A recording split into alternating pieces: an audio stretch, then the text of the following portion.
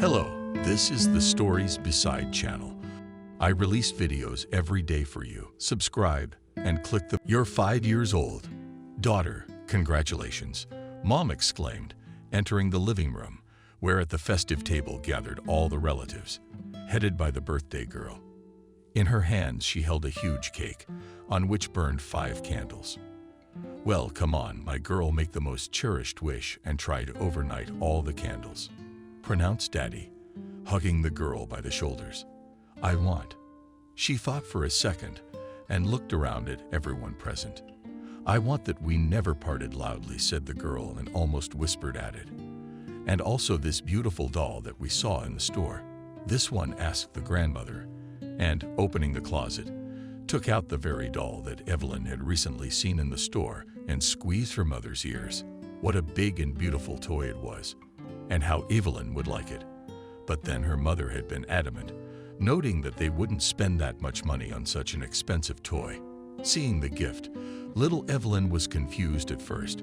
She froze in place and looked at the doll and at her grandmother. I still can't believe what is happening. Honey, you're not happy? Grandpa asked. Why are you frozen? Birthday wishes should always come true. Evelyn smiled and clapped her hands in delight. She ran up to her grandmother and held out her arms in anticipation of the gift. When the cherished doll was in her arms, she looked at her grandparents and whispered, Grandma and Grandpa, you are the best in the world. Cindy and David, next time, consult with us before you give such expensive gifts. Are you spoiling Evelyn? And admonished the pensioners in a disgruntled voice, the mother of the birthday girl. And I don't think we should indulge a girl's every whim. But her husband's parents disagreed. Maria, who else should we spoil? Grandpa stepped in. Who knows what will happen tomorrow and how long we have left? And what's wrong with a child to be happy? Especially she is our only granddaughter, added the mother-in-law. Evelyn was used to such conversations. She paid no attention to these words because all her thoughts were already in the yard with her favorite doll. The girls would burst with envy. No one has such a thing, reflected, smiling girl. Maria sighed heavily. She had nothing to say. She lived here on a bird's license. Her mother-in-law ran the apartment. Maria had met William at a friend's party 8 years ago. The guy fell in love with her, and as they say, at first sight. At that time, Maria had a young man whom she dreamed of marrying. But only this young man had completely different priorities. As he himself told her more than once, he hadn't piled on yet. What was the point of rushing into it? Maybe we're not right for each other, he explained to her while he looked around. Actually, I'm 21. Maria insisted. It's time for a family and kids. Why procrastinate? Especially since we've been together for 2 years. But he ignored all her arguments. Maria was angry, but she was patient and waited. Suddenly, she was invited to a birthday party in a tomb. There were a lot of people at the party, and William was among them. He immediately attracted attention. The girl stood out too much from the crowd, despite the fact that he was tall, handsome, polite, and expensively dressed, which spoke of his rather financial condition. But for all that, he was very shy. But even his modesty did not prevent him from asking Maria out on a date. And on the second date, he asked her to marry him. Maria was well aware that she had no feelings for him, but she really wanted to take revenge on her ex. Therefore, without thinking, she gave her consent. And in a month and a half, the girl stood in the registry office, in white, and mind-blowing wedding dress. Everything as it should be. Then a motorcade of several cars drove them around the city, and all the girlfriends were bursting with envy. Yes, Maria, you're lucky to get a guy with money and an apartment. Yeah. Well, what are you gonna do with your parents? They're not forever. But in the center of the city, you'll live like Christ at your side, they told each other. After the ceremony, the newly wedded couple flew to the sea and a whole week enjoyed the sound of the surf and basked under the hot sun on the hot white sand. Maria was over the moon with happiness, but the euphoria quickly passed and the reality remained. Back home, they plunged headlong into everyday cares. William was at work all day long. Maria was finishing her degree in knitwear. The spouses saw each other only at breakfast and dinner when William came home. But Maria was satisfied with this state of affairs. Finishing her studies, she met every day with her girlfriends. Did they gossip in cafes or sing karaoke? She met her ex a couple times. He held the hand of his new party and pretended not to even know Maria. His indifference was a terrible blow to the girl's ego. And she vowed to herself, "In spite of you, I'll be the happiest woman in the world."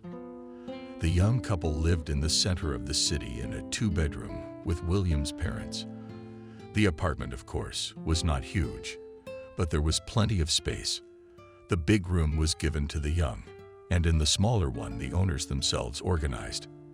My mother-in-law continued to run the household, and Maria was very happy about it. "You have your whole life ahead of you to prepare and clean," Maria's mother-in-law kept saying. "Children will go quickly.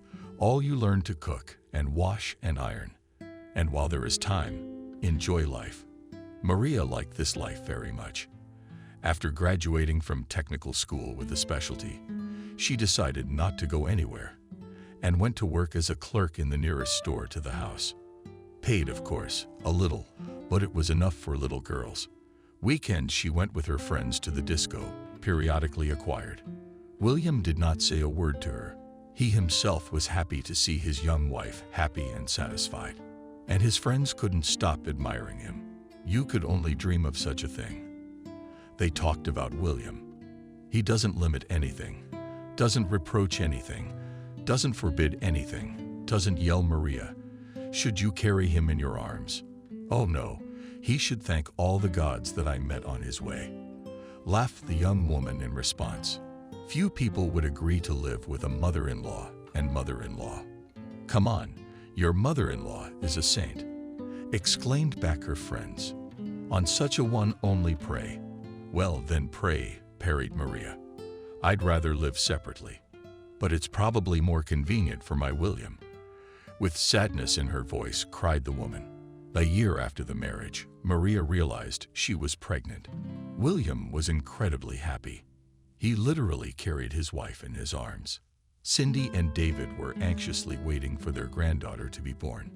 They worried about their daughter-in-law, did not allow her to do anything, so that she would not suddenly get tired. They controlled her diet, her sleep. Mother-in-law freed her from all the household chores, although in principle Maria and before did not help much. And she was fine with it. But still, every chance she got, she reminded me, "The apartment is not mine. What right do I have to manage and change anything?" When Evelyn was born, and Maria didn't feel very excited when you were pregnant, you thought you were ready for motherhood. And when the baby girl came into the world, she was a very annoying young mother. I didn't realize she would need so much of my attention. She took up all of my free time, and she was soul-crushing. Maria friend. Everyone said that the first year, the baby only sleeps. But that's not really the case. Not only does she wake up with the roosters and nice outside during the day, but at night she wants to play. Can you believe it? And I'm exhausted. I want to sleep too. And the figure of a girl. Look at what I look like. Instead of breasts, there's some kind of sacs. Her stomach hangs. Maria, we don't understand. We don't understand. Her friends objected. Your mother-in-law is dusting you off. All you have to do is raise your daughter, and that's all you do. That's easy for you to say, William. He doesn't help me at all. A girl comes home from work and goes to bed. She plays with her daughter for maybe 15 minutes, and that's it. That's interesting. So you want your husband to work and take care of your daughter. And what will you do? Sleep. I don't know, but my daughter's not just mine, she's ours. That means that both of us have to take care of her. Time flew by. Evelyn grew up. She learned to play on her own and sleep longer. Maria went back to work, and she was glad she did. Every day in the mornings, she took the girl to daycare and flew to work. In the evenings, she did not hurry home. She liked to sit and gossip with her friends, drink tea, discuss the latest news. She didn't worry about the girl because she was sure that her father or grandparents would come for her. Evelyn did not reach for her mother and did not miss her unnecessarily. She loved her father madly. And about the grandparents there is nothing to say. The child simply idolized them, and those in return did not dote on his granddaughter. William also adored the girl, but because of work could not give her much time. But when in those rare free moments they went out for a walk or to have fun. Little Evelyn remembered it all for a long time and remembered at any opportunity. And recently he promised to give her a small kitten. Evelyn clapped her hands in delight, but she immediately blew it off. "Mom probably won't let him," she said quietly, looking into her father's eyes. "Well, let's not tell her anything yet, and we'll see. Maybe I can talk her into it," Dad promised. The day before her birthday, Evelyn and her parents went shopping for a new dress. And that's when she noticed the beautiful doll that stood on the highest shelf. While her mother tried on her cover and twirled the girl in all directions to assess how well the new outfit fit, the girl kept her eyes on the toy. "If you want, you can choose another dress. Which you like the most?" Smiling, offered Maria. "Can I not have a dress? I'll have a doll." "Of course not." Immediately the mother replied with a refusal. "Look how much it costs. No toy can cost that much money. It's not gold after all." But the grandparents decided to fulfill the dream of their only granddaughter. And the girl was so happy. She had already decided to go to the street to show her friends a new doll. As suddenly froze on the threshold and listened. Her attention was attracted by a quiet squeak that came from the bedroom. Putting the doll on the floor, she decided to check what the sound was. Looking into the room, the girl saw a huge box with a bow in the center. Quickly opening it, she shrieked in surprise. Inside the dolls was a tiny gray kitten. Evelyn immediately ran out of the room and threw herself around her father's neck. "Are you the best daddy in the world?" she whispered in his ear, simultaneously wiping away tears of joy with her small palms. Then she rushed back and pulled her pet out of the box. The girl gently cuddled him to her and closed her eyes. "This is the best birthday ever," she whispered. And when Evelyn left for the yard, Maria let her emotions run wild. "You could have consulted me.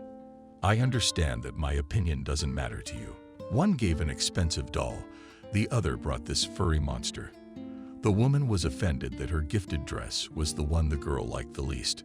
She almost cried with resentment. "I want to remind you that I'm raising her alone. I'm trying to raise her to be a human being. All you can do is pamper her and let all my labor go to waste." And then Cindy, Maria, came to her son's defense. Her tone was steady and calm. "Can't you rejoice with us with your daughter? Instead, you're only on her birthday. What's so terrible about a child's wishes being fulfilled? Your dress is also incredibly beautiful, but you have to realize that she's only 5 years old. And at that age, she likes toys more than outfits. That's not the point." The daughter-in-law was falling apart more and more. "It's just that you all try at every opportunity to point out to me that I'm a bad mother, a worthless wife and mistress. But here you are wrong." Maria calmed her mother-in-law. "Just by virtue of youth and inexperience, you do not yet understand many things. But all this will come with the years. So you're saying I'm not capable of anything?" "Maria, stop yelling at Mom." William suddenly spoke up. "We're living in their apartment with everything. They're the ones helping Evelyn and me. And you have to admit, without my parents, it would be a little difficult. Evelyn spends most of her time with them. You have no right to raise your voice to your mom. Have you ever wondered why I still live here?" Maria turned to her husband. "Because my husband is so comfortable with Mommy. He hasn't even tried to get his own place. Every day I hear people saying we have to wait, we have to be patient. It'll be here soon. Yeah, I've been living on your promises for years. How much longer do I have to wait?" William was silent. Cindy and David watched their son with a measure of sympathy, and after a little silence, the man said, "It's a shame. I wanted to give you an anniversary present, a surprise, so to speak. But I guess I'll have to give up that idea. I've got the money for the apartment. I've saved up. This weekend we can drive around and see what's available." Maria was speechless with surprise, and immediately there was no trace of resentment. She instantly cheered up, ran up to her husband, and threw herself on his neck. His parents left the room, leaving the couple alone. They were really happy for their son, that at last he would be able to buy his own place. But it was still unsettling. They understood perfectly well that Maria is not ready for an independent life, but maybe she will learn everything faster. "My father-in-law said, 'We can only believe it,'" nodded his wife. William and Maria soon bought a one-bedroom in a residential area. But the young wife was happy about that too. During the move, she only kept talking about how the girlfriends would get a place to live. But she was not happy for long. Independent life without her husband's parents was not so simple. Now Maria in the morning not only hurried with her daughter to kindergarten, but in the evenings took her away from there, because William did not have time to do it. And when she came home, she didn't go to her room to rest, but hurried to the kitchen to prepare dinner for the weekend in non-stop mode, when she had to do an incredible number of things in just 2 days. She didn't even want to remember. The woman had forgotten the last time she had gone out with her friends. Nerds were on the limit, and they scandalized her and her husband constantly, and for any reason. Maria often took it out on little Evelyn. And as a result, the girl became silent and withdrawn. Once at work, Maria's colleagues decided to organize a corporate party. Maria warned William in advance that today he had to pick up Evelyn from daycare. William agreed and left for work. In the evening, Maria's phone was ready to explode with calls. William and her mother-in-law tried to call her alternately, but Maria persistently did not pick up the phone. She realized that now she would have to go to kindergarten to pick up her daughter and disrupt her corporate event. But when an unfamiliar number popped up on her cell phone, the woman answered. "Maria, are you picking up Evelyn? The garden has been closed for half an hour already." The kindergarten teacher expressed her dissatisfaction. "I'm on my way," muttered Maria. In response, and glancing at her watch, hailed a cab. All the way she tried to call her spouse, but his phone was disconnected. After apologizing to the disgruntled kindergarten teacher and gathering her daughter quickly, she went outside. On her way home, she pushed Evelyn up every now and then, dragging her by the arm. The girl could barely keep up with her irritated mother. She heard her mother cursing at her father, calling him selfish, irresponsible, a worthless husband, and a disgusting father. And as they approached the driveway, suddenly the phone rang again. Looking at the screen, she saw that it was her mother-in-law. "What do you all want from me?" she whispered out of breath, angry at having disrupted the party. "Yes," barked the woman into the phone. "Maria's unhappy. Or an old woman. William's been hospitalized. I don't understand you at all. Can you explain what happened?" Maria asked, not hiding the irritation in her voice. "William was in a car accident." She tried to explain clearly, swallowing her tears. "He's in surgery now. I've been calling you all evening, but I couldn't get through." Maria left Evelyn with a neighbor and rushed to the hospital. The doctor met her there and informed her that William had died without regaining consciousness on the operating table. Injuries incompatible with life. They did everything they could. It took Maria a while to realize what the doctor had said. The woman looked at her husband's parents, sitting in an embrace on the couch. Cindy was roaring in her voice, and David, pale as a sheet, was clasping his grief-stricken wife. The whole week that followed was a blur. Black robes, lots of sad people, most of them strangers, and suddenly no one. Empty in the apartment, empty in Evelyn's soul, the only reminder of the past. The girl was more withdrawn than ever. She, like a shadow, wandered around the apartment, moving silently, and in her little heart settled universal sadness. But time does not stand still. Gradually, Maria came to terms with the loss. Unlike her daughter, who missed her daddy madly until now, the girl spent all her time playing with the cat that her father had once given her. The grandparents supported the granddaughter as best they could and often took her to their home together with her father. Only their care and love helped the little girl to come back to life. And when Evelyn went to school, Maria brought her suitor to the house. "Let's get acquainted." She introduced her daughter to him. "This is my daughter Evelyn. And this is Uncle Mark. He will now live with us, which means that he is now your daddy." The girls were not thrilled with their mother's new acquaintance. He was short, unshaven. He was the exact opposite of William. The man reluctantly extended his hand to the girl, but the girl responded by hiding her palm behind her back and whispering, "My daddy died." And soon Uncle Mark moved his things out. The relationship with Evelyn was not getting better. The girl did not want a strange man to live with them. And on the shelves of the father lay his things, but no one was interested in the opinion of the little girl. The mother was completely dissolved in the new relationship. She tried her best to please the gaggle, forgetting all about her daughter. Cindy and David were worried about their granddaughter. They saw how Evelyn treated her mother's roommate. They often took the girl to their house. Well, it was not as often as they would have liked. And soon Maria announced that she was pregnant and that she and Mark had decided to get married.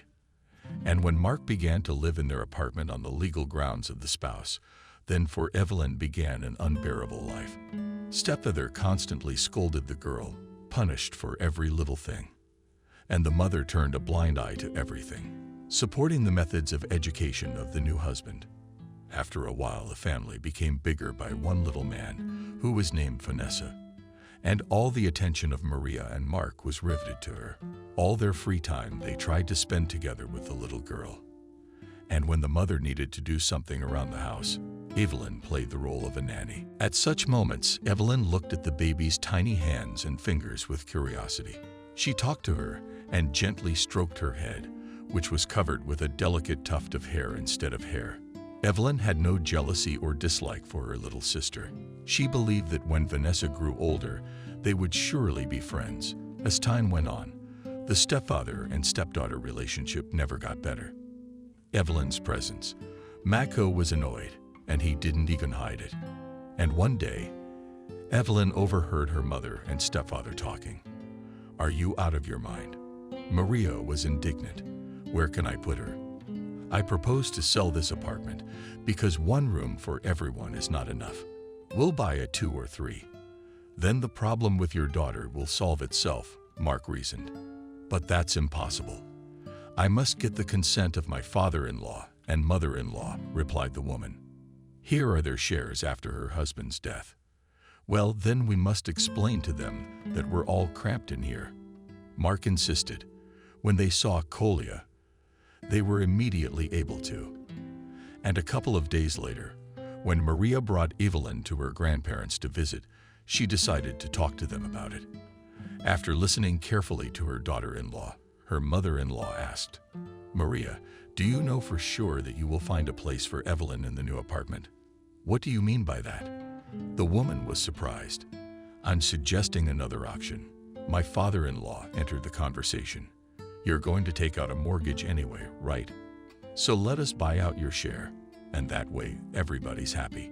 You get the down payment, and we get the memory of our son."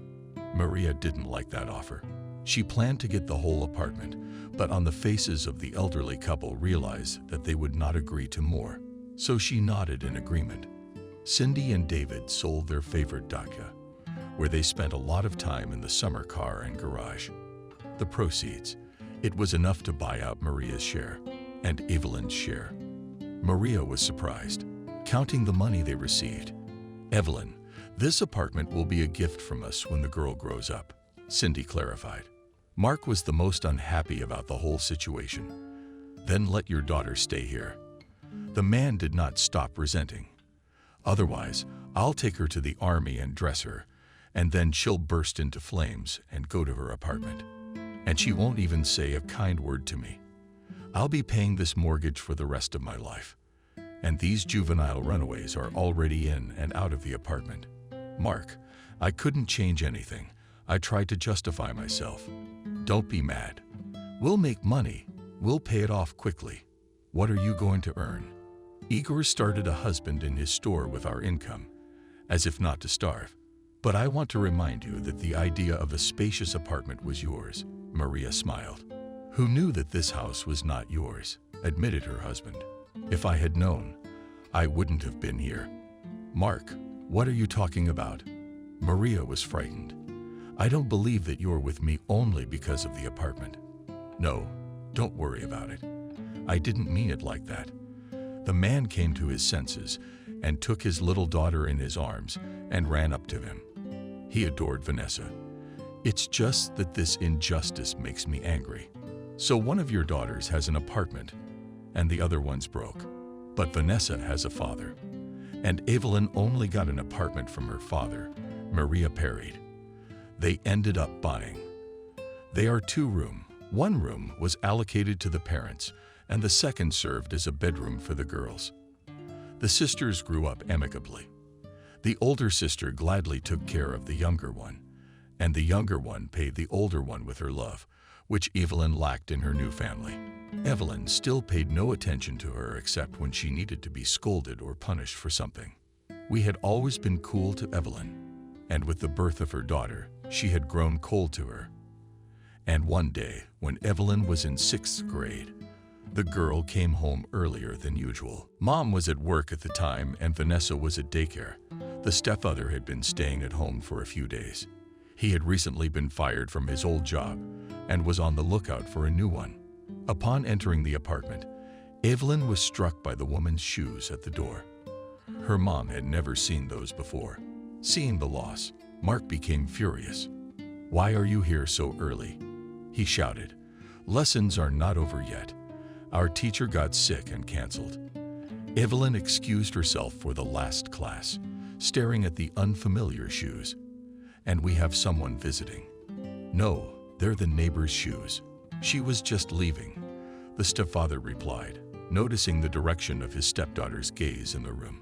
Evelyn obediently went to her room. After seeing her off, Mark went to her room. "You've got a lot of homework." Evelyn looked at her stepfather. It was the first time the man asked her about her studies for all the years of living together. "No," the girl answered. "Evelyn, you see," the man was hesitating, obviously choosing his words. "You probably do not tell your mother that the neighbor came. Otherwise, she'll just make up stuff." "What is there to make up?" The girl didn't understand. "Nothing. It's very simple. Don't tell everything." Evelyn did as Mark asked her, but it did not escape her attention that the relationship between stepfather and mother had become somewhat strained. They were often scandalized, accusing each other of every mortal sin. It was not uncommon for the girls to get into trouble if they got in the way. Evelyn stayed with her grandparents more and more often because that's where she was loved. And once, when the house was quiet after another scandal, Evelyn took a suitcase and put her things in it, told her mother, "Sile, I have no more patience for your husband. I'm tired of your constant bickering. Now I will live where I am loved and expected." Maria calmly accepted this fact, and deep down she felt relieved. At first she didn't even ask her mother-in-law how her eldest daughter was feeling. Evelyn didn't waste any time. She tightened her studies, corrected all the bad marks, which recently became more and more. Teachers also noticed positive changes in the girl. She began to smile more often. She cheered up. And Evelyn did not even remember her mother. The only person she missed was her little sister. By graduation, Evelyn had already decided what she wanted to be in the future. And her choice was a psychologist. "Yes, I've made up my mind," she told her grandparents. "Especially since our university has a department of psychology. And I found out, well, it's not a bad choice," supported granddaughter David. "Psychology is a serious science," agreed Cindy. But Maria, hearing about her daughter's decision, frankly laughed. "Is it a profession to work? A vest for strangers?" She expressed her opinion. "Don't you have enough problems of your own? You're digging into other people's problems. Why are you doing this?" Evelyn's mother's reaction didn't surprise her. She probably, in her heart of hearts, was prepared for the fact that her parents would not support her. After all, Her mother ridiculed all her ideas from childhood and called them delusional. "Well, at least I can understand you," explained the daughter. "Why do you so much time looking into the mouth of a man who does not put you in anything? How can you love him more than your own children? How can you have the conscience to say such things?" The woman was outraged. "Mark raised you, replaced your daddy. Vanessa adores him. Everybody fights. That's how life works." "Mom, do you really mean that?" Evelyn was surprised. "He's a bum who sits on his neck all the time. He can love, but not me. And he could never replace my daddy. Your husband is a total Alfonso, a womanizer, and an egomaniac. He's no match for daddy. It's your choice, and you have to live with it. And I have no right to judge you. But don't glorify him in my eyes. I'm not blind." Listening to the eldest daughter, Maria, from indignation, could not utter a word. And when she was silent, he only gritted his teeth. "How ungrateful you are." But Evelyn only smiled at that. She remembered that she had never regretted it since she had left her mother's house. But why should we? The girl was unfazed. "I am immensely grateful to my daddy, from whom I got wonderful genes. I am immensely grateful to my grandparents, who loved me and put their souls into me, taught me forgiveness, and most importantly, to appreciate what you have. I am even grateful to you for giving me life many years ago, and most importantly, for not talking me out of leaving you back in the day. I am grateful to Vanessa, who loves me and sees me as a human being, unlike you and your husband. But I have nothing to be grateful to a stranger who came to our house on the spot and did nothing to earn my trust and favor." Maria remained silent, and only with a frown at her daughter, she left the apartment. Evelyn entered the psychology program.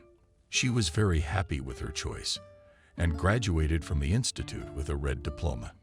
Next, Evelyn, several other graduates, as the best students, were sent for internship in one of the centers of psychological help to people who found themselves in a difficult life situation. The girl was incredibly grateful to fate that she got such a chance. Cindy and David were proud of their granddaughter, and at the graduation decided to give her their gift. "Evelyn," her grandmother addressed her, "you know that your grandfather and I love you madly and want only one thing, for you to be happy. We are proud of you and hope that you will continue to develop in the same direction you have grown and are ready for independent life." So we decided. Grandma paused to brush away the tears that were running. "We decided to sign over your father's apartment to you." Grandpa came to the rescue. Evelyn couldn't believe everything that was happening as she stood in the very apartment where she had once been very happy. "I thought it had been sold," she admitted. "Mom had told me that they had put the money from its sale as a down payment on the apartment that we're living in now." "Yes, we bought her share then," David admitted. "So that's why you're left without a car and garage." Evelyn guessed. "And we don't regret it," smiled Cindy. "You're our joy. You're all we have left, William. So please accept our gift as a token of our undying love for you." "Thank you." Through tears, Evelyn thanked them. "I love you too. You are my most dear people in this world." Soon, Evelyn moved into a new apartment. It was harder to visit her grandparents every day, but she called them every day to check on their health. Having finished her internship at the Psychological Help Center, Evelyn was offered to stay there to work. The salary, of course, is not very big, but you will get an incredible experience, said the head of the center, holding out the employment contract for her to sign. Evelyn, not thinking long, agreed. During the year, she got used to the team. But most of all, she liked to help people. After all, it was thanks to her efforts that people became happier. And from this realization, she got inexplicable pleasure. Vanessa often visited her older sister. From her, Evelyn learned news from home, although it was hard to call it news. In her mother's family, everything was the same. Mark was still out of work, but he claimed to be on the lookout for a decent job. "I've even seen him with other women a couple of times," Vanessa admitted. "I think he's cheating on Mom." "Vanessa, don't you worry about that," her sister advised her. "The parents will figure it out. It's not a big deal to pry into a couple's relationship. Believe me, It's a thankless task. Vanessa nodded in agreement. Do you mind if I crash at your place tonight? The school canceled classes for tomorrow, the little sister explained. We're going to the exhibition. No problem then, Evelyn said happily. Such evenings the sisters stayed up late. They had something tasty for dinner and talked for a long time, drinking tea with candy. Vanessa shared her secrets with her sister and asked her opinion. She asked for advice, shared her plans for life. Evelyn listened to her with pleasure. She liked that despite their different fathers and age difference, they were very close. On the day of her 25th birthday, Evelyn did not organize a lavish party, but decided to celebrate modestly with her family. All were invited, except for her stepmother. But her mother, citing indisposition, also did not come, congratulating her daughter on the phone. Vasilieva sat all evening, was not herself, did not answer questions, all the time translating the topic of conversation. We'll marry you off to a reliable man, then you can die with peace of mind, David said. Grandpa, what are you talking about? His granddaughter stopped him. You have great-grandchildren to nurse. God willing. God willing, Cindy whispered softly. But fate had its own plans for her. 6 months later, her grandfather died of a heart attack, and her grandmother outlived her husband by only 1 year. But before she died, she made a will for Evelyn. To Evelyn's surprise, Maria showed up at her mother-in-law's funeral. In all these years, they had not spoken to each other. She hadn't been to her grandfather's funeral either. And this is a surprise. I'm glad you're here, thanked her eldest daughter. How could I leave you at a time like this? Replied the mother. And here everything is the same, she said, looking around. The wallpaper has just been changed, and the furniture is still the same. Mom, what are you talking about? You couldn't believe your ears, could you, Evelyn? The same thing. Mother explained with a shrug. It's been so many years since your father and I left this apartment, and it feels like yesterday. You could change the furniture. I don't think this is the time to discuss it, Evelyn said. And I want to remind you that my grandparents took care of me, fed and clothed me. And you cut me out of your life. As soon as the front door slammed behind me, oh, don't push it, Maria waved me off. I was always thinking about you, but I realized that you'd be better off here. A month later, her mother came to Evelyn's house to have tea and cake, which surprised the eldest daughter incredibly. What a surprise. Evelyn couldn't help pouring the tea. Did something happen? Maria asked her nonchalantly. I'm your mother, after all. Can't I just visit my own daughter? No, of course you can. It's just strange why the thought never occurred to you in the past few years. She admitted it, but it still feels good. Maria silently looked around, as if in between asked, What will you do with the apartment? Nothing, noble. I'll move here. You're alone. Why do you need a 2-room apartment? Well, first of all, it's not just an apartment for me, Evelyn explained. This is my home. It's where I grew up, where I was happy. And 2, it's in the center of town. It's a 5-minute walk to work. And after a little silence, her mother asked again, And 1 room, it will be empty. No, Evelyn assured her. I'll rent it out. The mother's face showed that she was not satisfied with her eldest daughter's plans. Soon, Evelyn renovated the 1-bedroom apartment as she had planned and moved in, renting out the studio. At this point, Vanessa was already in her first year of college. Maria continued to meet regularly with her eldest daughter. Her plan was to get Evelyn to sign the apartment over to Vanessa. Why would I give my apartment to Vanessa? I didn't see what Evelyn had to do with it. But you two are friends. She's your little sister, you know, she's your younger sister.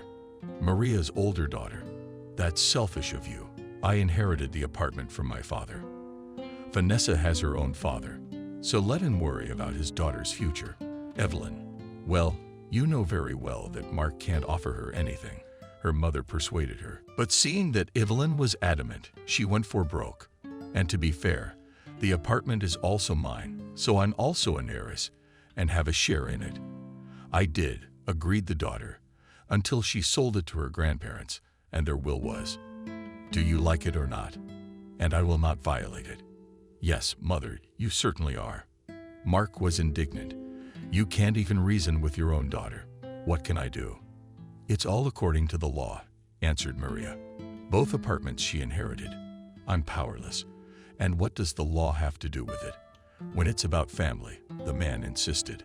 "Where does she need so many apartments? Is she going to salt them or what? Why couldn't she live in a one-room apartment? She could have given her sister a two-bedroom. Especially since Vanessa is getting married. Kids will be here soon. Where can we fit everything in here? I, for one, don't want to share an apartment with a strange man." "Well, your suggestions. I've talked to Evelyn many times, but she just keeps saying what's mine, and that's it. So we'll just have to play it cool if she won't take the easy way out." Mark suggested it. "She's renting out a one-bedroom, and she doesn't care who she rents it to.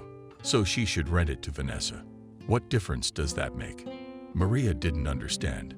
Evelyn wouldn't charge her own sister. Her conscience won't allow it, the mayor explained. And if her conscience allows it, then in a couple of months we'll say there's no money. Young family, so and so. Evelyn will not throw Vanessa out on the street. Maria thought for a moment. Her husband was right about some things, but the whole situation was a mess. It didn't seem right, the wife hesitated. Of course it was. And when one of the sisters is bursting with wealth, and the other is starving. Is that right? When Vanessa came home from school, her father decided to talk to her. "Daughter, Mom and I consulted and came to the conclusion that it is wrong when one sister has everything and the other has nothing." "I'm referring to Evelyn's apartments now," Mark explained. "She'd inherited them from her father." The girl reminded him, "I don't have a claim on her." "Maybe you don't, but I do," the father said irritably. "Greed and selfishness must be cut off at the root. What do you want?" "I don't understand you," Vanessa asked, and the father laid out his cunning plan to his daughter. Vanessa listened carefully and turned to her mother. "You agree with him?" Maria is not sure. She shrugged her shoulders and then answered, "But you have to live somewhere. Your James is a country boy. You can't live in a dormitory, and renting is expensive. You can't afford it. It's better than all of us living here. So you've decided to take one of Evelyn's apartments. I'll find the words. I'll put Maria's daughter in her place. We're talking about your sister." "Exactly.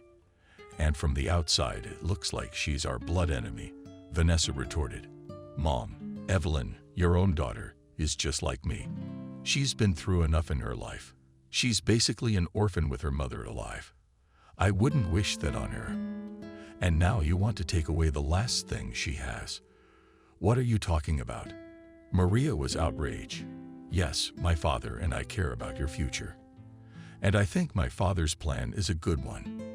Didn't your father try to start doing something and earn his daughter a place to live?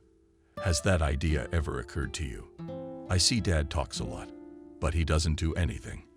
I didn't expect you to be so mean," said Vanessa and ran out of the house. She slowly took the street and pondered on what had happened.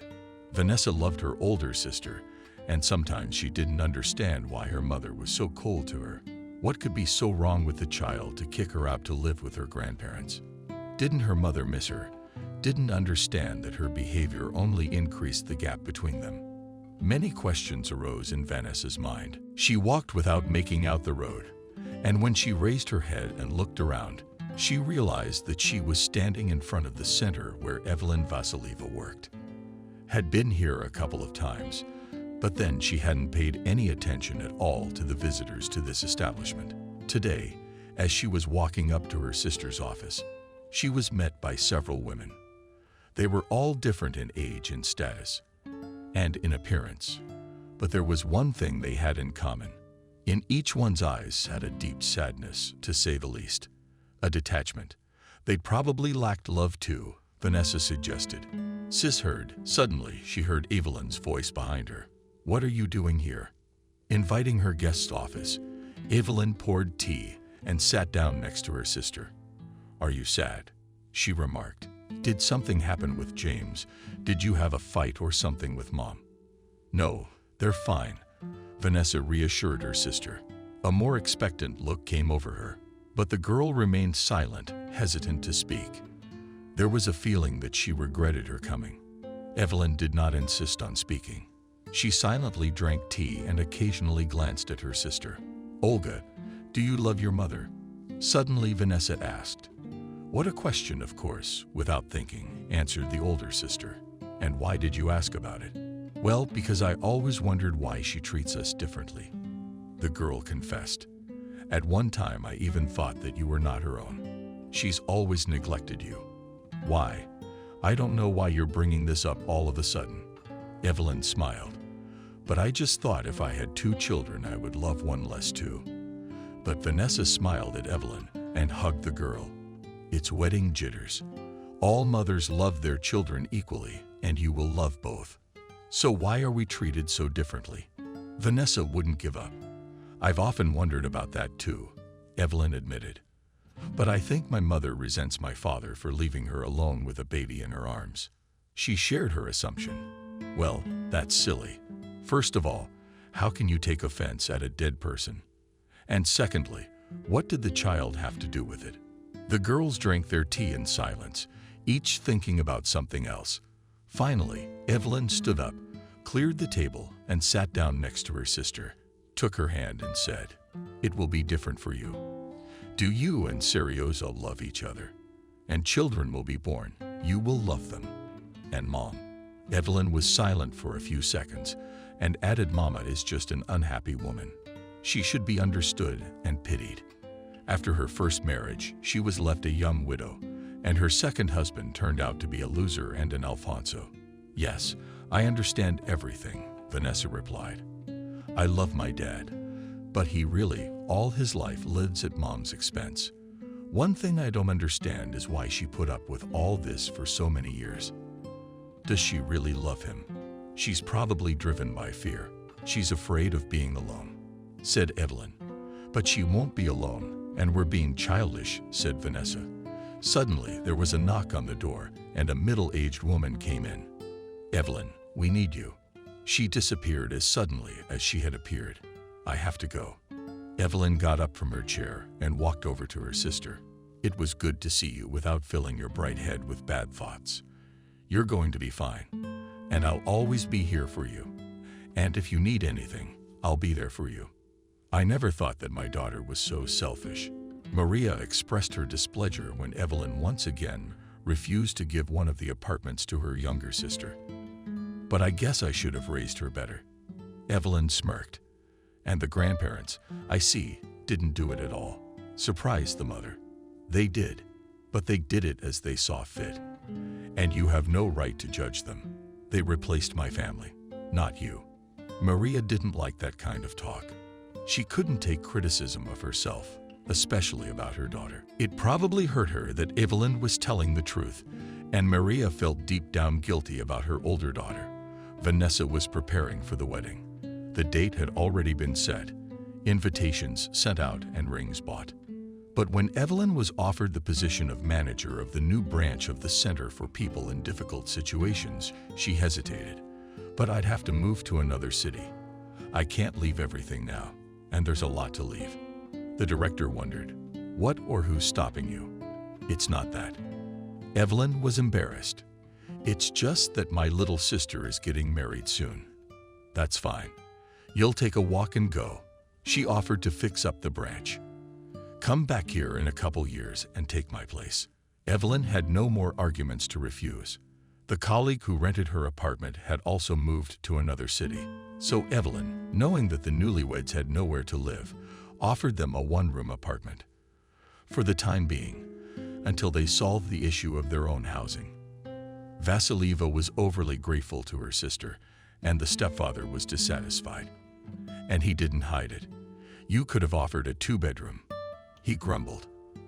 After leaving, Vanessa often called Evelyn and shared the latest news. One day, she blurted out that her mother was on sick leave. Something had Evelyn seriously worried. There was silence on the phone for a while.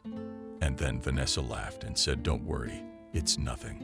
And after the conversation, Evelyn couldn't find room for worry. She felt that Vanessa was not telling her the whole story.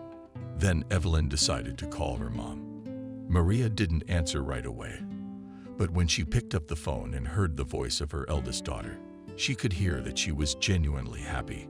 She surprised her daughter. Vanessa said that you are on sick leave. Oh, under the ball also cheerfully answered the mother. A couple of sneezes, and she has already panicked. Mom, is it something serious? Don't worry, I'm fine. Why don't you tell me what's new with you? When do you plan to come back? Not for a while. The work here is just getting better.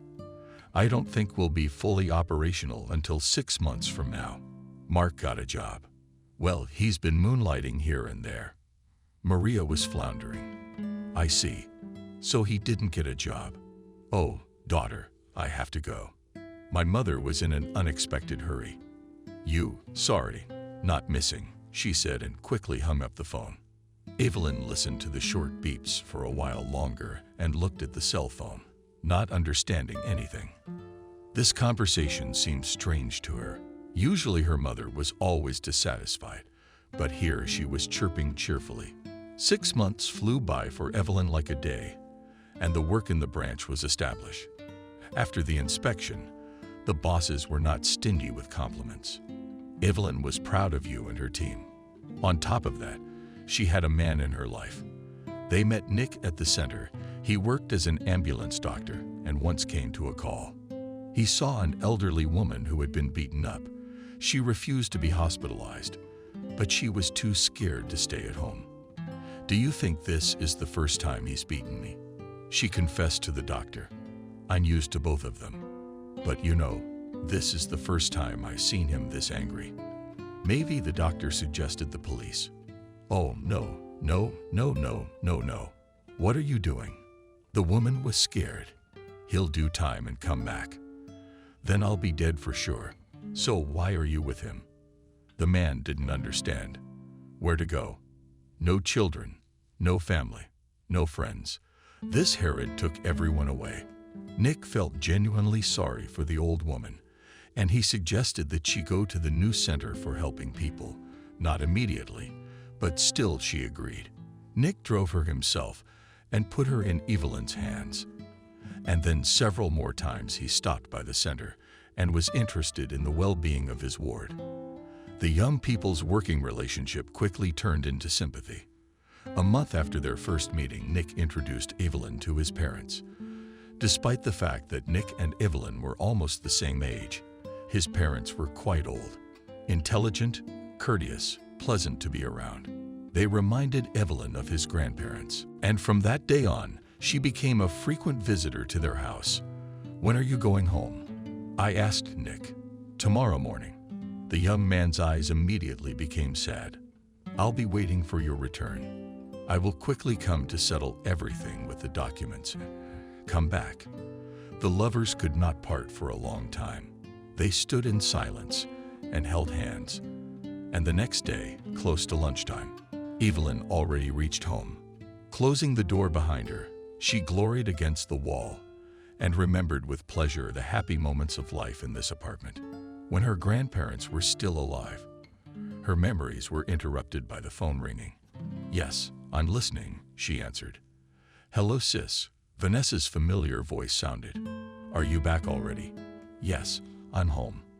After a little silence, Vanessa said into the phone, I didn't want to tell you this, but you're going to find out anyway. Mom's in the hospital. Let's meet her off the phone. I'm going to visit her this afternoon. You're coming with me. To settle the formalities of transferring to the hometown to be the director of the help center, Evelyn met with her sister. After much hesitation, Vanessa confessed, My dad beat up my mom. She's lying there with a concussion and 2 more broken ribs. That's not counting the bruises, contusions, and abrasions. And I'm guessing it's not the first time. Evelyn guessed. Well, yes, she'd been on sick leave a few times, so she wouldn't have to go to work with bruises. But this was her first time in the hospital. Why didn't you say anything? My mom asked me to. We filed a police report. No, that mom doesn't even want to hear about it. A nurse stopped the girls at the checkpoint. It's not allowed for 2. You go. Vanessa suggested and handed her sister a robe. When Maria saw her eldest daughter, she cried. Evelyn's heart squeezed. The always indifferent, always disgruntled, stern woman now looked like a wounded bird.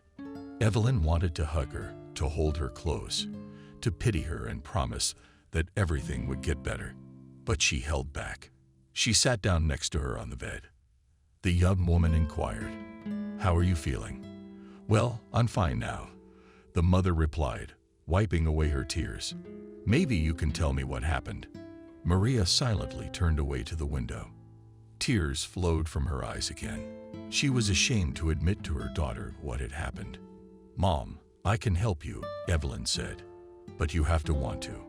Maria remained silent, swallowing her tears. "Mom, why did Mark do it? He's been drinking lately." Finally, her mother spoke, and it was taking a lot of money. "And my salary is not much. So when I turned him down, he beat me. And this time, Mark brought his drinking buddies and I refused to set the table for them. Why do you put up with it? You could leave him and live in peace. Go to the police. Don't you want to tell me you love him?" "I'm afraid of him," Maria confessed. "I'm very afraid of him. He will never leave me alone." "Let's make a report to the police first," suggested Evelyn. "No. What are you afraid of, Maria? You can't even imagine how this will end. What can he do? Have you forgotten where I work? And Mom, I listen to stories like this every day, and I know for a fact that if you sit back and take it, nothing good will come of it. Either we get him out of your life, or I'm leaving, and I'm never going to help you with this again." Maria thought for a moment, and then whispered, "Okay, I'll do as you say." Upon learning of the statement, Mark came to his wife to confess. He swore and swore that it would never happen again, that he would work and stop drinking. But Maria, on the advice of her daughter, was adamant. After his wife's refusal, Mark instantly became furious. Losing control of himself, he began to shout and threaten to kick her out of the house. The guards chased the man out of the hospital and, at Evelyn's request, informed her of the incident. In the evening, she went to her stepfather's house after hearing all of his threats against her. Evelyn pulled out her phone and turned on the voice recorder, which was perfectly audible. "I'll pass this on." In a calm tone of voice, she said, "And if you try to carry out any of your threats, you'll go to jail for a long time. I've made sure of that. What do you want?" Mark asked when he realized he was trapped. "Mom's being discharged soon," Evelyn replied. "She needs to rest. That's why you have 3 days to move out." "Yeah, sure," grinned the stepmother. "Look for the fool. I'm as much the boss here as she is." "You forgot about Vanessa and me," Evelyn replied. "You don't seem to care enough. So you've got 2 apartments. None of your business. You had nothing to do with my apartment or this one. You didn't put a dime into it. What's the difference? It's the law. The laws I know. It's jointly acquired property and will be divided equally. That's if you don't get locked up before you divide it." Evelyn smiled. "What do you want from me?" Peace March asked again. "You get out of here, and Mom will take a statement from the police. But I have nowhere to go," Evelyn said, very confused. "As far as I know, you have a lot of friends." "Igor first, Evelyn. Ask them if they'll take you in." In the end, Evelyn, together with a lawyer from the help center, helped her mother divorce Mark and kick him out of the apartment. He spent a long time looking for arguments in his favor, but his stepdaughter's threats to put him in jail were more convincing. Having collected his things, he left on his return home. Maria took a long time to get used to the fact that she was the only one who owned the place. She also needed psychological counseling and more than one to get away from the stress. Evelyn helped her mother as much as she could. It seemed to her that during this period they had become closer than they had been in their entire lives. Her mother was genuinely happy every time her daughters came to visit. And soon Vanessa announced that she too would soon become a mother. And Maria was worried about her studies. "It's no big deal. I'll take a leave of absence." In the hustle and bustle of daily life, Evelyn never got around to telling her family about Nick, despite the fact that they chatted at length on the phone every day. The man was looking forward to seeing them, but he wasn't being let go from his job as there was a staff shortage. Evelyn had not been able to make it. "Well, I can't leave my mom right now. She hasn't fully come to her senses yet," she explained. Then one day Maria invited her eldest daughter for a walk. Lately they often walked together, discussing the news. Talking about distracted topics, Maria said, "Olga, I thought long and hard and came to the conclusion that I want to give Vanessa my apartment. After all, she and James are going to have a baby soon. They just need a permanent place to live." "Yeah, it's your apartment. Then you can do whatever you want with it," her daughter agreed. Evelyn wasn't going to claim her mother's place, but she felt bad that her mother didn't even think about it. Well, just for decency's sake. After all, she had her share of the apartment. "Yes, you're right," nodded her mother. "Vanessa will probably be pleased. But you know what I don't really want." Evelyn looked at her mother questioningly. "I don't want to be a free appendix in this apartment." "What do you mean by that?" The daughter didn't understand. "A young family should live separately," Maria explained. "Maybe I can live in your apartment." Evelyn was not surprised by her mother's question. Perhaps she had expected it and was somewhat upset. It seemed to Evelyn that her mother had fully realized her mistakes and was doing her best to correct them. But as soon as she recovered from the divorce, she was back to her old ways. Under different circumstances, Evelyn probably would have given her mother permission. But now her resentment for her spoiled childhood, for her mother's lack of love and affection, flared up in her with renewed vigor. She turned away so that her mother would not see her weakness and said, "I'm sorry, but I have other plans for my apartments. I need them." "What other plans?" I got angry. "Maria, you wouldn't dare leave your mother on the street. I dare to remind, not long ago, I already helped you not to stay on the street," answered Evelyn, turning around and looking into her mother's eyes. "And I did everything possible and impossible then. And if today you've got it in your head to give the apartment to someone else, I don't hold it against you. That's your right. But it's not my fault." "Well, first of all, it wasn't someone. It was your sister, Maria. And secondly, I didn't ask for help. You're the one who got involved with Mark. You're the one who pushed for our divorce and then kicked him out." Evelyn was horrified by those words. All her phantom hopes for their rapprochement and warming relationship had crumbled like a house of cards. She wanted to scream and cry herself to tears. But Evelyn, clenching her will into a fist, calmly said, "I thought you didn't mind getting rid of that drunkard and tyrant. Who asked you to think at all?" The mother parried. "Before you came here, I had a husband who loved me. And beat me out of love, I suppose," added Evelyn. "Yes, there were disagreements between us, but like everyone else." Ignoring her daughter's words, Evelyn continued, "How would you really know? You don't have a family." Her mother's last sentence caused Evelyn great heartache. Like a hurt little girl, she wanted to hurt her abuser too. "So whose credit is it that I didn't have a family?" she shouted out, barely holding back the tears that were choking her. "My family is my grandparents. It was they who showed me what it should be without humiliation, without scandals and manhandling, where people love, respect, and appreciate each other." After listening to her daughter, the mother cooled down a bit. She tried to justify herself. It came out rather awkwardly. The woman was either reading something, but Evelyn couldn't hear her. "While I believed I was helping you get rid of a tyrant husband, you've been plotting to get your hands on my inheritance," she suggested. "And you know what I'm gonna tell you. Mommy, I have a fiancé. His name is Nick, and he's an EMT. We're getting married soon. He's got a job in DC, and I'm gonna transfer to his new branch of the Metropolitan Care Center. And if everything works out, we'll sell these apartments to buy one in DC. Any other questions for me?" Maria stood with a confused look and didn't know what to say to her daughter. She just remained silent, looking at her and batting her eyelashes, and all we could say was, "We're going to stay here." "Are we staying here?" "Yes. Imagine, We each have our own lives. Evelyn answered and turned around and walked away from her mother.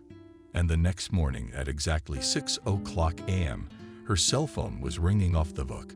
Evelyn, I understand your mother correctly. You decided to kick us out on the street. Territory. Little sister into the phone. What are you talking about? Me. I don't understand, Evelyn clarified. I didn't quite understand exactly what she was talking about. My mom told me, Vanessa replied, that you're moving to Washington and selling all your apartments. That's true. Well, most likely, Evelyn agreed, gradually moving away from the basics. When were you planning to tell me? Suddenly shouted Vanessa. You know my situation. I'm not allowed to be nervous or anxious. And you didn't even deign to inform me that Syriosha and I would soon be homeless. I think you're being a little dramatic. Sis. Evelyn tried to calm her down. Sis. Vanessa asked her again. Yeah, a real sister wouldn't do something like that. You know very well that we have no place to live. First you invited us here, and now you want to send us away like dogs. What about selling the apartment? Don't you think that's despicable? Evelyn was finally waking up to her sister's attacks. She was uncomfortable with the tone in which Vanessa was speaking to her. I take it this is in lieu of a thank you, she clarified. I'd like to remind you that I called you in temporarily, not permanently. You and James wanted a loan. Isn't that right? I just wanted you to keep your rent down. What mortgage are you talking about? Was Vanessa nervous? Yeah, we're struggling to make ends meet. James has time to study and work, but his salary leaves a lot to be desired. We can't even go to the movies, let alone make a big purchase. But I guess you'll have to move in with your mom. Evelyn suggested it. I don't think she'd mind. I'm sure she would. And Vanessa said, unlike you, my mom doesn't spare anything for me. She wanted to give me her apartment, but you ruined it. And how did she do that? Let me ask you something. Your selfishness. Vanessa was going, and she couldn't stop. You've been spoiled since you were a kid. You're used to everyone dancing around you. You want to study, get an apartment. You want an apartment for another one. And how do other people cope? Didn't you care? Evelyn, listening to her sister, couldn't stop wondering if her mother was so acutely ill. Vanessa couldn't have changed so much. After all, for so many years she had been an attentive, loving sister. What happened? Pretending. Thoughts swarmed through her head. Evelyn listened to the profanity and tears streamed down her cheeks. Everything she believed in and aspired to was crumbling before her eyes. The people who were closest to her had betrayed her once again. Evelyn had no desire to prove or explain anything. Taking a deep breath, she wiped away her tears and said in as calm a tone as possible, I'm sorry, sister, that I'm not what you wanted me to be, but mine will continue to be mine. And yours? Yours? And she immediately dropped the call. The clock read 600 am. There was a ringing silence. The city was slowly waking up. Evelyn kept replaying Vanessa's words in her head. Everything swam before her eyes, and she wanted to scream, but her strength was gone. Tears streamed down her face, and her heart was beating as hard as if it wanted to jump out of her chest. Evelyn was pulled out of her daze by the phone ringing. The name Nick popped up on the screen. Shaking her head, and to bring herself to her senses, she answered the call. Good morning, beloved. The young man said cheerfully hello. I hope I didn't wake you up. I have some good news. Good morning to you too, Nick, Evelyn replied, trying not to show her distressed state. I'm awake now. Did something happen to you? You've been crying. No, I'm fine. Just a little cold. But it's really bad timing. Nick lamented, and I finally settled on a transfer. He starts his new assignment in a week. I wanted to see you. You're welcome to come. I'd love to. Well, then I'll pack all my things not to return and come to you, said Nick. And you don't shell out. Drink tea with raspberries. Believe me, I'll be as good as new by the time you arrive. 2 days later, she met Nick at the train station. The man was glowing in part. Dropping his suitcase, he ran up to Evelyn. and taking her in his arms, began circling her in place. "At last we are together," he rejoiced. Every day Nick brought his favorite breakfast in bed and greeted her with a hot dinner from work. While Evelyn was away, he fixed the faucets that had long been poking up, changed the hinges in the kitchen cabinets, hung the portrait of her with her grandparents that had been on the table for several years, sent against the wall. In short, redid all the man's chores. In the presence of Nick, Evelyn felt happy and loved. The week flew by like a single day. On the eve of departure, Nick and Evelyn took a day off. In the morning, the lovers did not live in bed for a long time. And then, while the young man went to the train station for tickets, the hostess prepared a delicious lunch. Having bolstered life, they decided to take a walk around the city. Holding hands like schoolchildren, Nick and Evelyn slowly shaved through the park, enjoying the fresh, frosty air. They were warm and cozy with each other. The time flew by. Nick invited Evelyn to the restaurant for dinner. A glass of wine, light appetizers, romantic ambience, quiet, peaceful music. Everything contributed to making this an unforgettable evening. Nick took Evelyn's hand and looked intently into her eyes. "Will you marry me?" Suddenly he asked, and taking advantage of the girl's interference, pulled a ring box out of his pocket. At that moment, Evelyn's heart was ready to jump out of her chest. She had been waiting for Nick's marriage proposal for a long time and was ready to accept it. But she had no idea that this moment would be so exciting for her. She happily replied and extended her hand to the young man. Soon Nick left for the capital, and Evelyn stayed in her city to wait for a transfer to another branch. Having seen off her fiancé, she plunged headlong into work. Being preoccupied with other people's problems, the woman forgot about her own. Firmly decided for himself not to dig into the past and leave in relations with his mother and sister, everything as it is, she calmed down and got on with her life. Accepting the marriage proposal, Evelyn asked Nick to dispense with the lavish celebrations. The bride and groom agreed to get married at a Washington, D.C. registry office after Evelyn's relocation was resolved. By that time, Nick promised to settle the question of rent. Spring was in full swing. Nature was leaving its winter hibernation, and the riot of colors around created a joyful mood.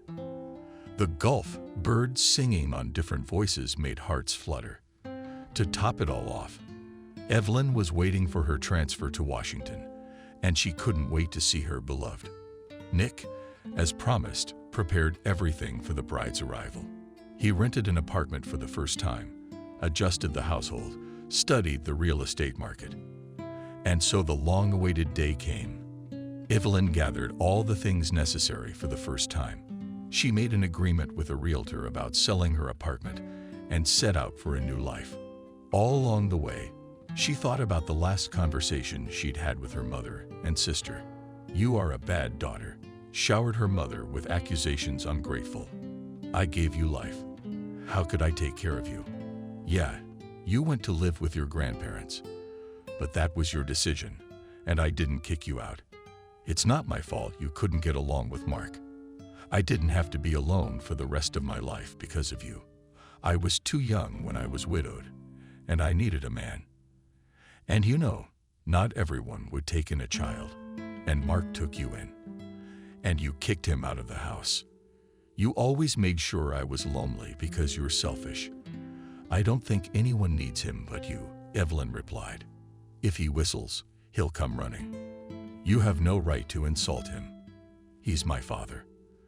Vanessa stood up for him. "I've always loved you and respected you as a big sister. You've been my role model. But I didn't think any apartment would come between us. Nor did I expect the price of your love to be an apartment," Evelyn argued. "You're ungrateful." Vanessa echoed her mother's accusations. "For you, material things were more important than family ties." "That's not true," Evelyn replied. "I never stopped loving you. But you, when you learned that there would be no division of my inheritance, quickly abandoned me." Maria and Vanessa proved Evelyn and her wrong for a long time, trying to press on pity and conscience.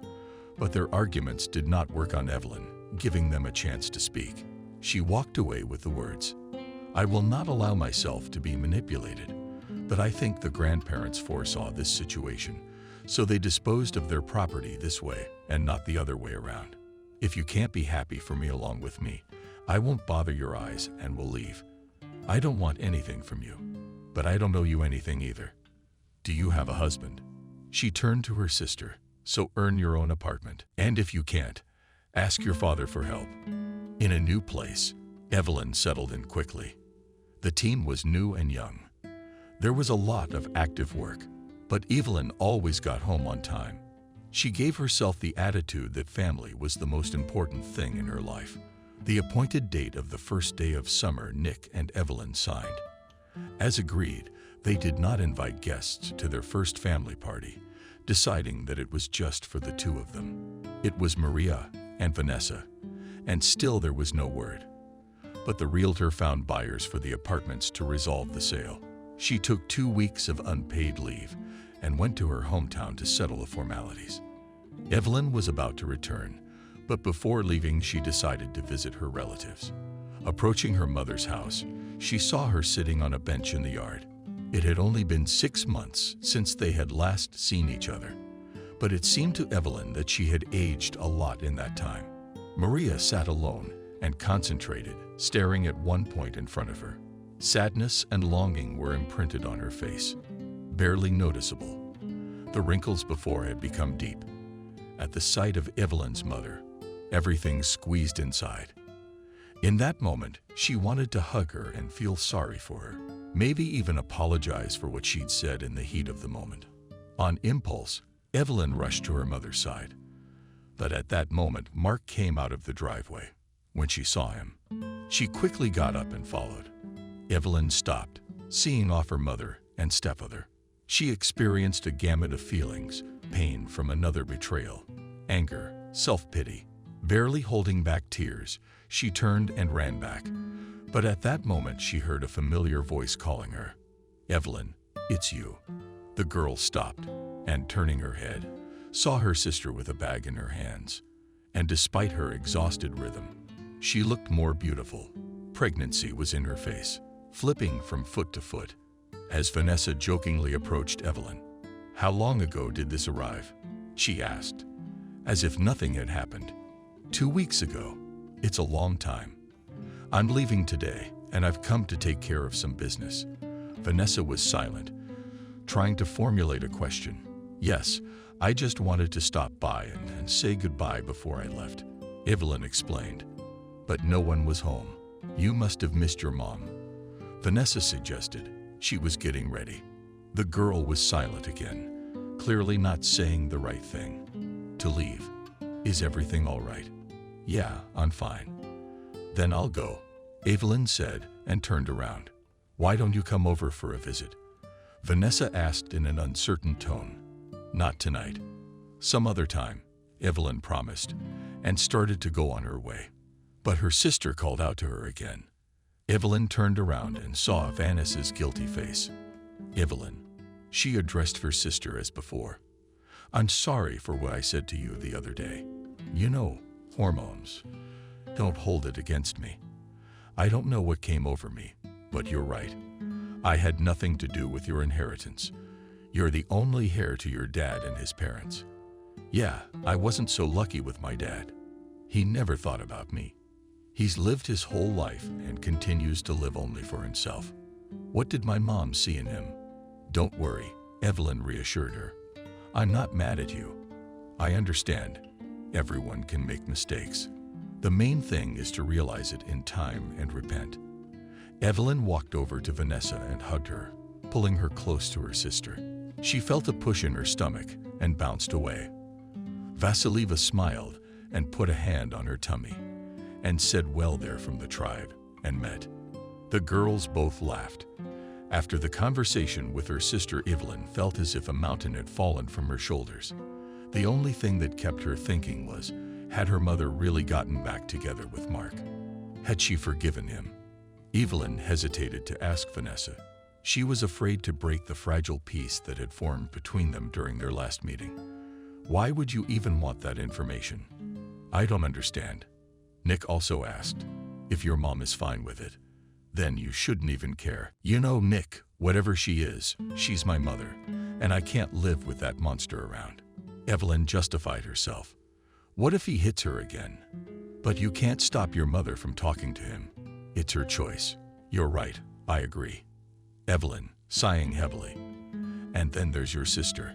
I don't think she'll let you hurt her mother, Nick said before leaving. Then, turning the key in the lock, he kissed his wife on the cheek and disappeared out the door. Evelyn thought about it for a while longer, but gradually everyday tasks distracted her from the bad thoughts. She plunged headlong into her work. On weekends, the newlyweds traveled from morning to evening to look at apartments. They decided not to hurry with the choice, especially since Nick's apartment was not for sale. On the secondary market, nothing suitable for our money. Disappointed, said Evelyn, returning from another viewing.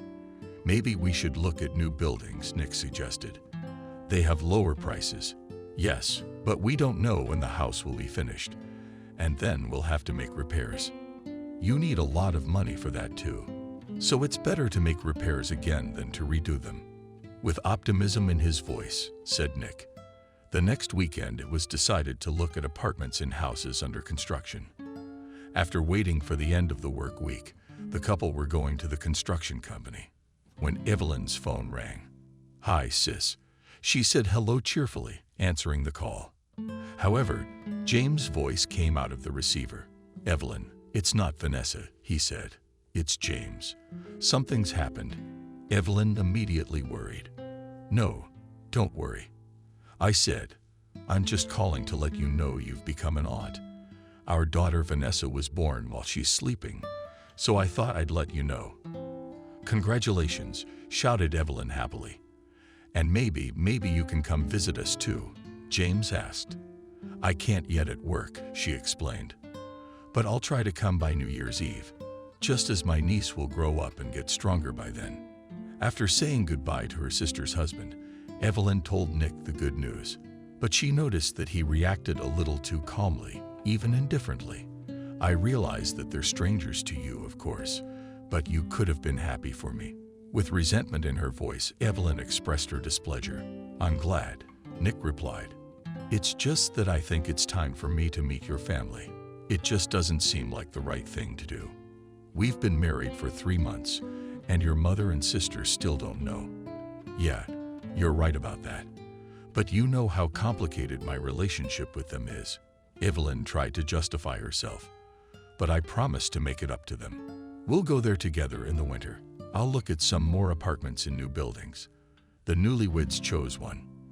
The most like the new neighborhood and all the necessary infrastructure.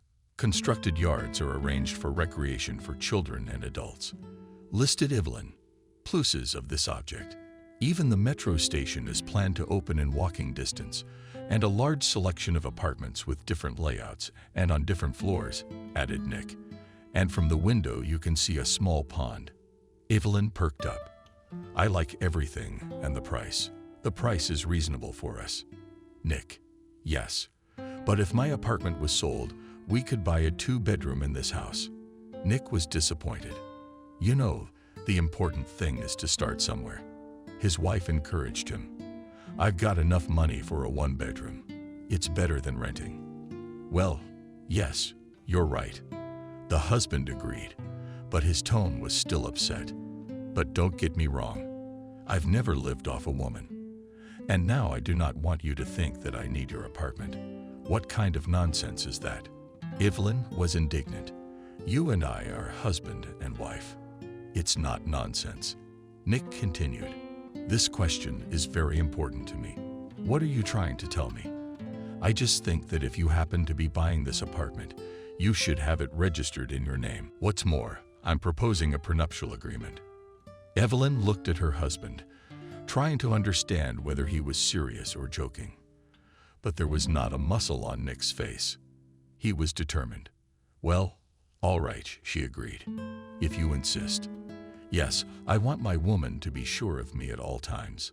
I love you, my knights, Evelyn said with a smile and hugged her husband. Congratulations to you, Evelyn, said the representative of the man in suit and tie, handing the new keys to the same person. "You are now the full owner of a one-bedroom apartment with finishes." "Thank you," replied Evelyn, and not hiding joy, looked at the people standing on the playground of future neighbors. Keys in a solemn atmosphere handed to all present owners of apartments. Then on the same playground, the developer organized a small amateur concert. And in the evening, Evelyn and Nick Happy returned home and discussed their move to a new apartment. During the conversation, they didn't immediately hear the phone ringing from Nick's jacket pocket, but the caller was persistent. Looking at the screen and seeing an unfamiliar number, Nick was surprised and answered the call. "Hello. Yes, this is me selling. I'll be able to drive up next weekend." "Yeah, okay, you got a deal," and dropped the call. Nick grumbled unhappily. About time. Had there really been a buyer for the apartment? Evelyn guessed. "I think I'm the only one who's found one." "What are we going to do with him now? We could have bought that bigger apartment a month earlier, and now we can't sell the new one. Why don't we just not sell your apartment yet?" Evelyn suggested it. "Let it stand." "No, I don't think so. We'll be looking for a buyer for 6 months. As long as there's someone willing to buy it, we have to see it through." "The boss is the boss," shrugged his shoulders, replied Evelyn. And the next weekend, Nick went to his city, and Evelyn, not knowing what to do, walked from corner to corner. And then the phone rang. "Hi," Sis said hello to Evelyn, answering the call. "Hi, Evelyn," said Vanessa, without much joy in her voice. "What's up? What are you doing?" "Yes? I'm thinking about moving to a new apartment. Why are you so sad? Did something happen?" "I don't know where to start. I got stuck. My sister, Mom, and Dad. Anyway, they're back together. I don't want him to come home. We're too cramped as it is. Dad got a house in the country from his parents, but Mom doesn't want to leave town. Why don't you talk to her?" "Oh no, I'm not getting involved in your business. I've already given up my share of the apartment. We'll take it from here." "Evelyn, what about you? You're definitely not going to claim it?" Vanessa asked. "No, I'm not." "Thanks, sis, you're better than that."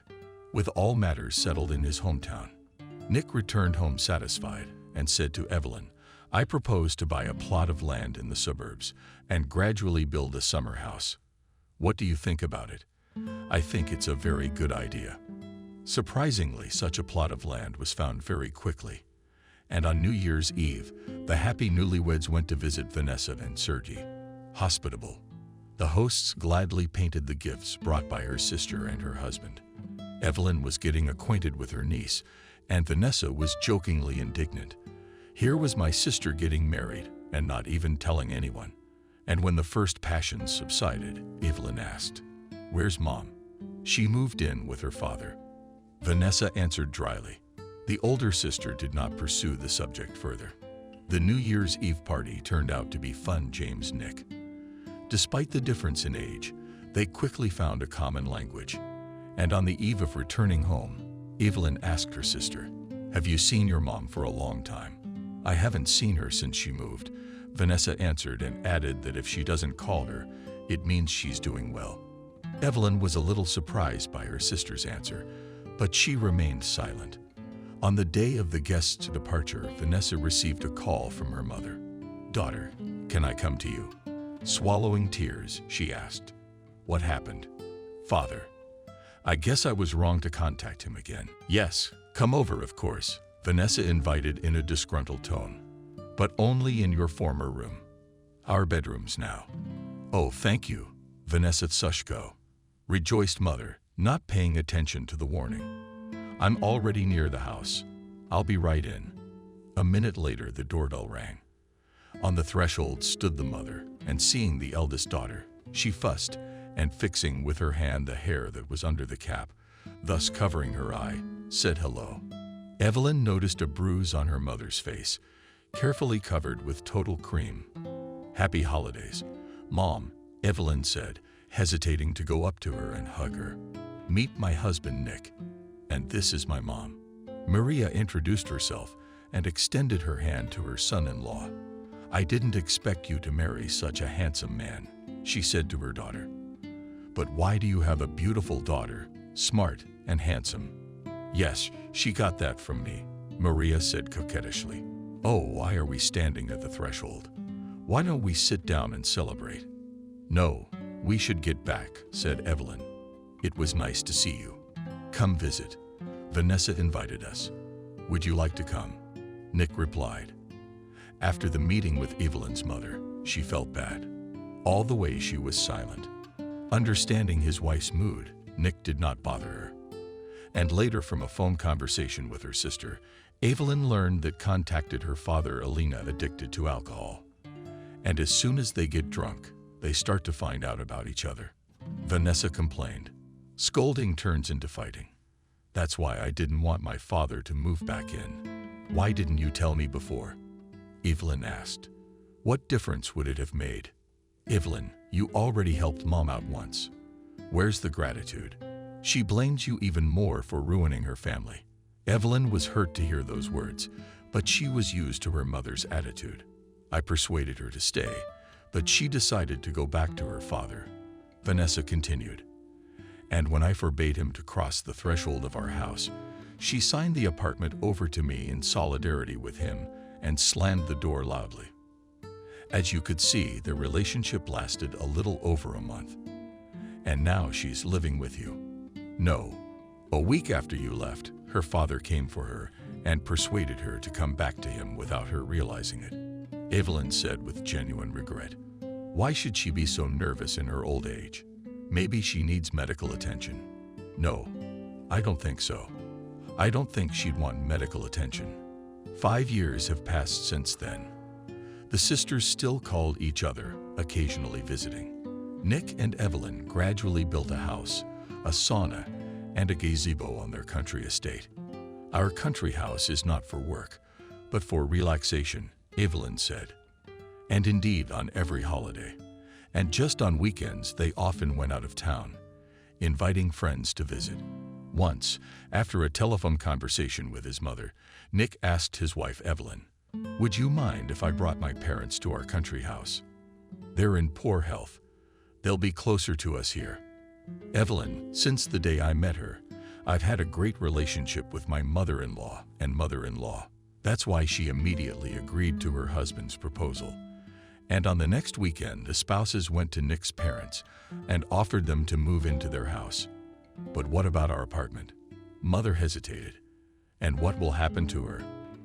asked Nick. "Let it stand she does not ask for bread." After a little thought, the parents agreed.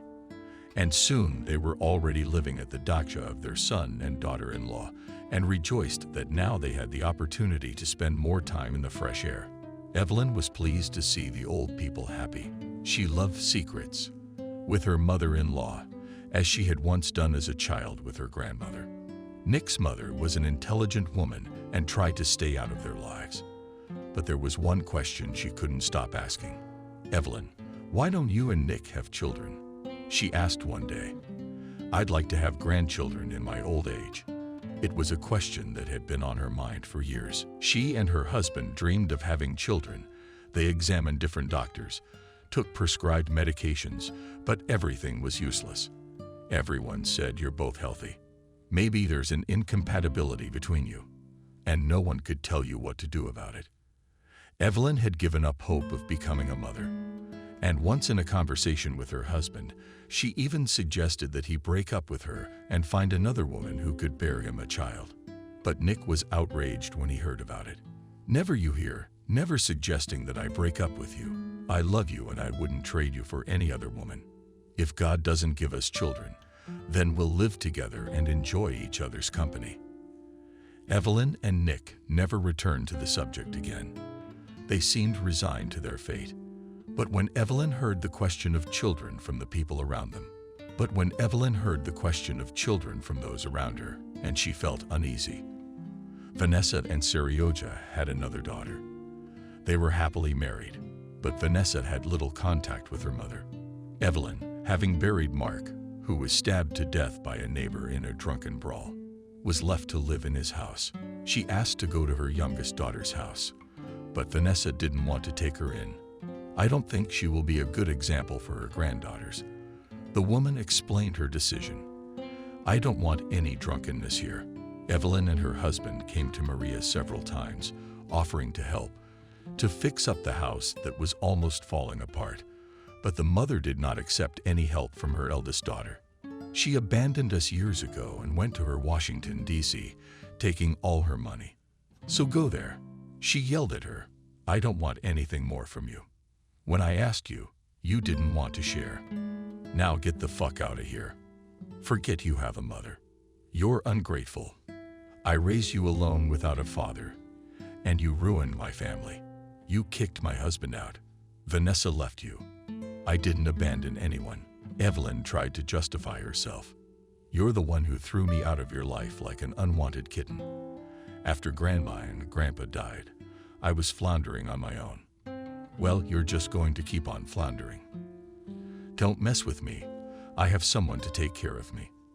Vanessa has always loved me, unlike you. Yeah, that's why you live here in this shack. Out of spite, Evelyn said. It's none of your business. I can live where I want. Get out of my house, shouted after and running daughters Maria. Having become an unhappy witness of the last scandal, Nick forbade Evelyn to go to her mother. And Evelyn herself lost the last desire to visit this woman. 6 months after moving to the country house, 6 months after moving to the country house of his son, Nick's father died. The mother was very worried, but tried to hold on. After consultation, the spouses moved her to their apartment. Cramped, but not in offense, said Nick. Don't join us, said the wife. We have a one-room apartment, but it's big. Well, now that I settled in, as Mom said, why should our apartment be idle? Let's sell it and exchange it for a 2- or 3-room apartment. A year later, the couple celebrated a housewarming party in a spacious 3-room apartment. That day, the house was full of guests, Vanessa and James.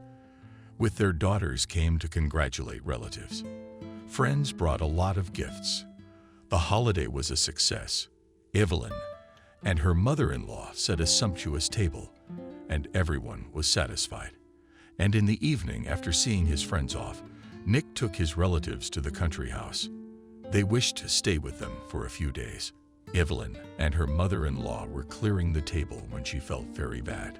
Nick's frightened mother called an ambulance and called her son. By the time he returned, a doctor was already sitting near Evelyn. Seeing Nick, she said hello to him and smiled and said, "Congratulations, colleague, you're about to become a daddy.